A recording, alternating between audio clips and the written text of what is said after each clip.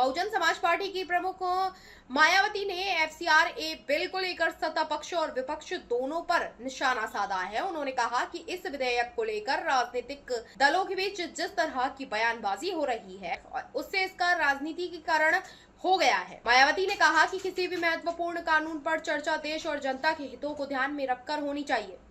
मायावती ने सरकार पर कई विधेयकों को जल्दबाजी में पारित कराने का आरोप भी लगाया। उन्होंने कहा कि संसद में महत्वपूर्ण विधेयकों पर पर्याप्त चर्चा और विचार विमर्श होना जरूरी है।